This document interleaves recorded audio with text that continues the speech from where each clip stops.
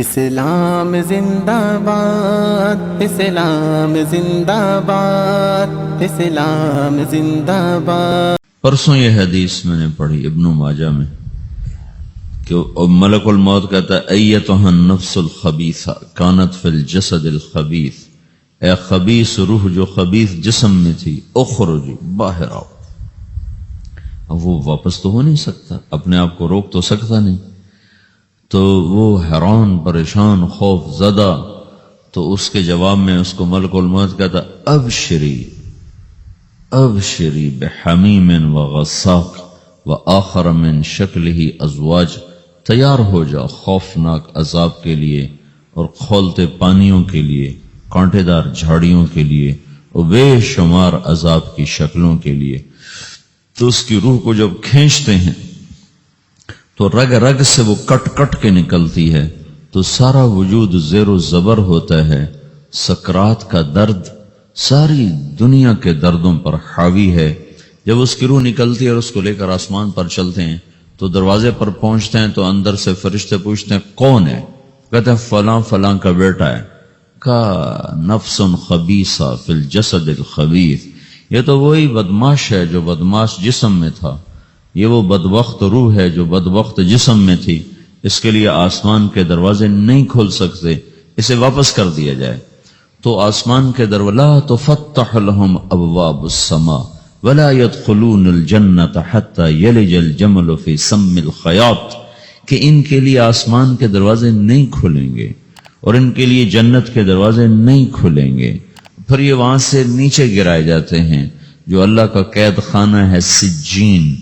وما ادراک ما سجین کتاب مرقوم، وہ تمہیں خبر نہیں کہ وہ کیا خوفناک قید خانہ ہے جو اللہ تعالیٰ نے بنایا ہے، اسے وہاں دھکیل دیا جاتا ہے۔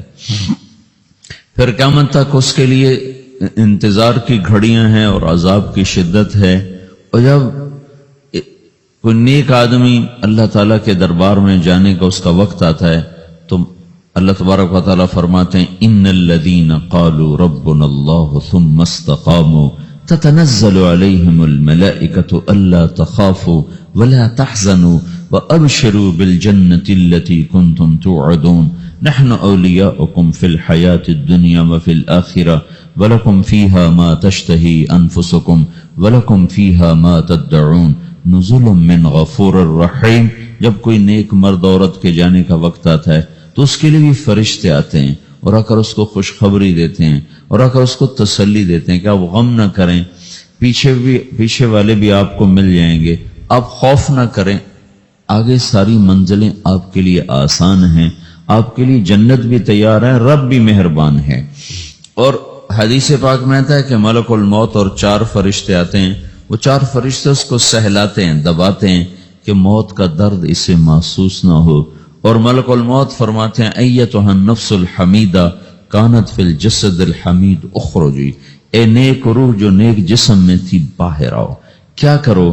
وابشری بروح وریحان ورب راض عنک غیر غضبان، آپ کو بشارت ہو آپ کے لیے جنت تیار ہو چکی ہے اور وہاں کی ساری نعمتیں آپ کے لیے میسر ہو چکی ہیں اور اللہ آپ پہ راضی ہو چکا ہے اور اللہ آپ پہ خوش ہو چکا ہے۔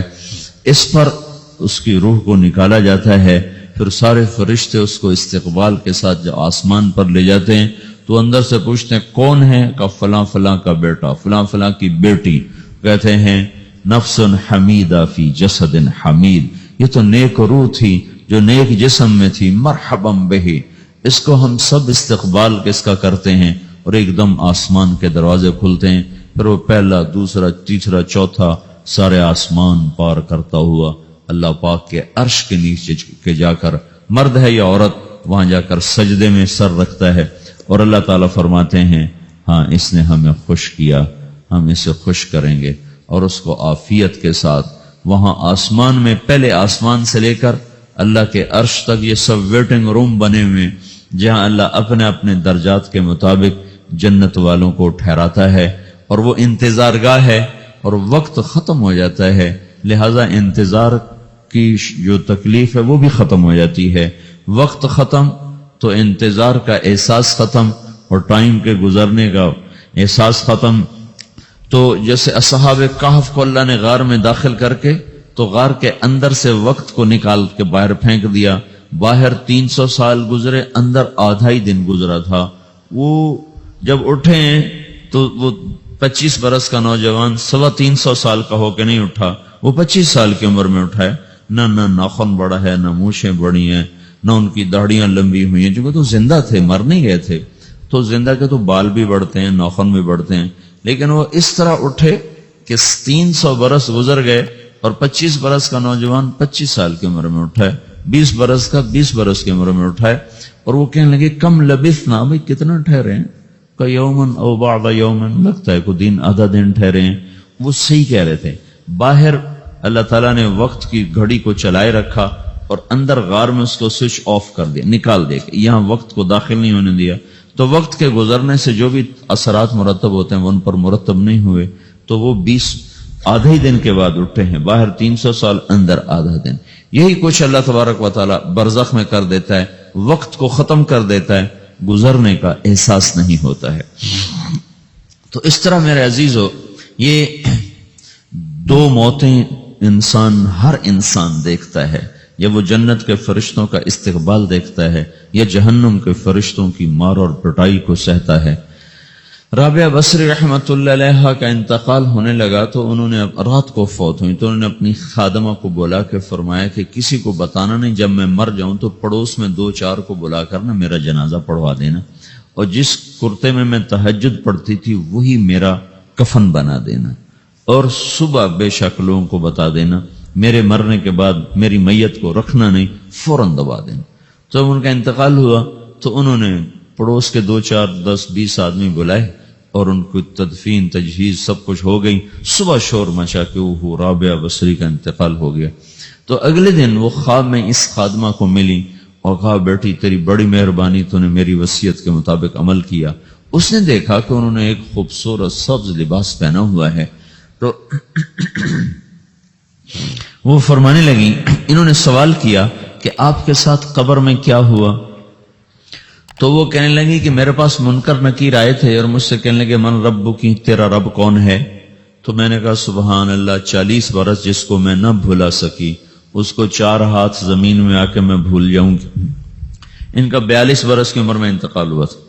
تو وہ کہنے لگے سبحان اللہ، جس کو میں 40 برس نہ بھولا سکی میں اسے 4 ہاتھ زمین کے اندر آ کے بھول جاؤں گی. تو منکر نکیر کہنے لگے اس کا کیا حساب لینا؟ پھر انہوں نے پوچھا کہ وہ آپ کا وہ کرتا کہاں گیا تہجد والا جس میں آپ کو کفن دیا تھا؟ کہا وہ اللہ نے مجھ سے لے لیا ہے اور میرے اعمال کے خزانے میں رکھ دیا ہے. قیامت کے دن میرا وہ کرتا بھی میرے ترازو میں تولا جائے گا اور مجھے یہ لباس پہنایا ہے جو جنت کا لباس ہے. یہ بھی ایک موت ہے. اس طرح بھی لوگ مرتے ہیں. اور دوسری بھی ایک موت ہے. ہمارے علاقے کی بتا رہا ہوں، اپنے علاقے کی.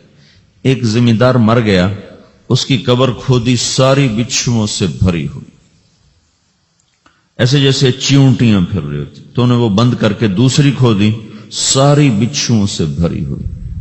پھر وہ بند کر کے تیسری کھودی، ساری بچھوؤں سے بھری ہوئی. قبرستان میں اتنے بچھو کہاں سے آ گئے؟ یہ زمین کے بچھو نہیں ہے، یہ آخرت کی بلائیں ہیں جس کے ساتھ اب اس سے قیامت تک رہنا ہے اور گزارا کرنا ہے. تو یہ 2 طرح کی موتیں روزانہ لوگ مرتے ہیں، روزانہ لوگ مرتے ہیں.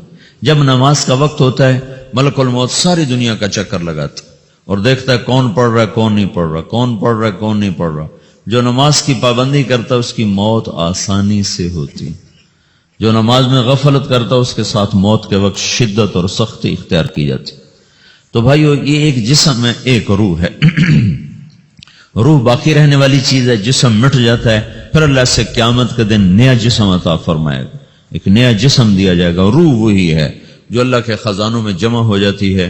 نافرمان کی سیاہ کالی روح ہوتی، فرما بردار کی روشن چمکدار روح ہوتی.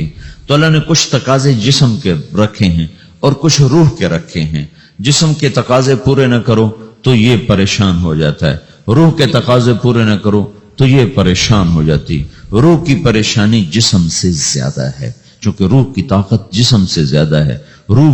جسم مٹی سے بنا ہے، اس کی غذا بھی مٹی سے نکلتی ہے. روح آسمان سے ہے، اس کی غذا بھی آسمان سے ہے۔ روح کا تعلق جب تک اللہ سے نہیں جڑتا اس سے بھوک اور پیاس لگتی رہتی ہے۔ جسم کو جب تک روٹی اور پانی نہ ملے یہ تڑپتا اور پریشان رہتا ہے۔ جیسے اللہ تعالیٰ نے ہمارے جسم میں روٹی اور پانی کی طلب کو بے ساختہ رکھ دیا ہے۔ میں بیان کے دوران بھی پانی پی رہا ہوں، آپ دیکھ رہے ہیں کہ مجھے میرا حلق سوکھ جاتا ہے، مجھے طلب محسوس ہوتی ہے، پانی، حلق سوکھتا ہے پانی کی طرف بھاگتے ہیں، بھوک لگتی ہم روٹی کی طرف بھاگتے ہیں۔ یہ ایک ایسا اندر میں آٹومیٹک سسٹم ہے کہ ہم اس کو آف نہیں کر سکتے۔ یہ سوتے سوتے بھی بھوک کی وجہ سے آنکھ کھل جاتی، سوتے سوتے پیاس کی وجہ سے آنکھ کھل جاتی ہے۔ یہ ایسا خود اللہ تعالیٰ نے ساختہ نظام بنایا ہے کہ آپ اپنے جسم میں روٹی اور پانی کی طلب کو نہیں نکال سکتے۔ میرے عزیزو، ٹھیک اسی طرح اللہ نے انسانی روح میں اپنی طلب رکھ دی ہے اور اپنے رسول کی طلب رکھ دی ہے۔ یہ دو طلب ایسی ہیں کہ یہ آپ کے جسم روح سے نکل نہیں سکتی۔ جیسے بھوکا روٹی نہ کھا لے، پیاسا پانی نہ پی لے، اسے چین نہیں آ سکتا۔